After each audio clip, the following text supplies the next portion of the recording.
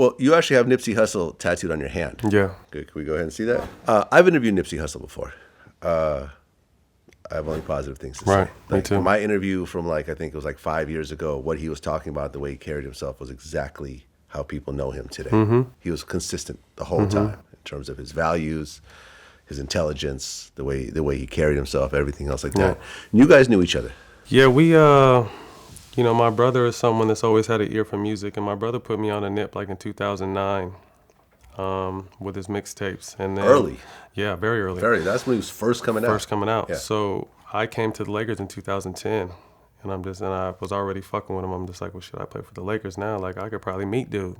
So just kind of on some fan shit, I hit him on Twitter, and he hit me back.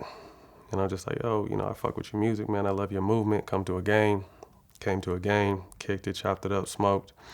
And then, on some out of love, he came and did one of my birthday parties in the Bay, which ended up being a disaster because I wanted to have a party at one of the big clubs in San Francisco, but I ended up doing a party at Gloria's parents' nightclub, and they didn't promote him at all, so it was just an awkward-ass situation. Like, no one showed up, but he was cool, man. Him and his friends were in one area. We were right next, and we were talking and communicating. He just came and did Out of Love and still did a few songs with nobody there, so he was just real cool, so we just always connected. So it wasn't like we were the best of friends, but I just, like you said, you get a vibe and an energy from him that he's a solid dude. And then, when he was still coming up, I remember him riding around in that little white drop-top Mercedes he used to have, and he would come to the South Bay, and he went to this one little bar on PCH one time, and I met him up there, and we're upstairs, so I'm playing for the Lakers at the time. Nip is just, people are starting to know his name, and he's starting to, make a buzz, but we're upstairs, like,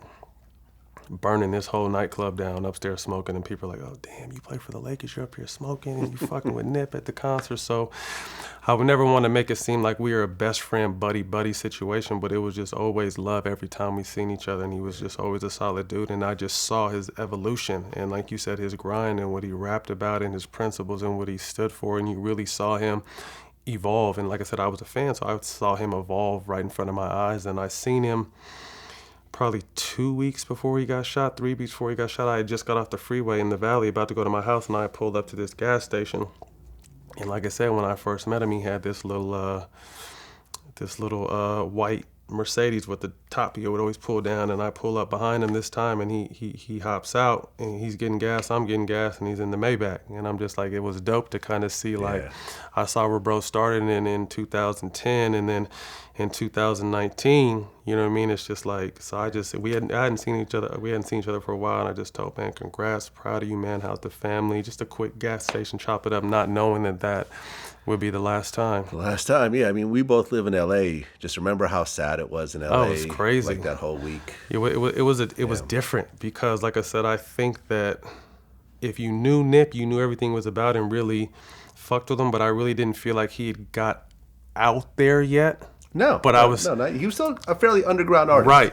But the love, I've never seen anyone get love like he got, ever. It was a Michael Jackson level when he died. There's no question around the world. And I think it was unfortunate that people didn't get a chance to know him while he was up here moving and what he was doing and what he was about and his evolution and his intelligence and his vision and his business mindset. But, through his death, they always say, artists, get bigger, similar to Pac. To me, he rapped about it and said, like, I think he was our generation Pac. He was obviously older than Pac, and I really think that, his evolution and his mindset was where Pac was headed if he had some more years to, underneath his belt. So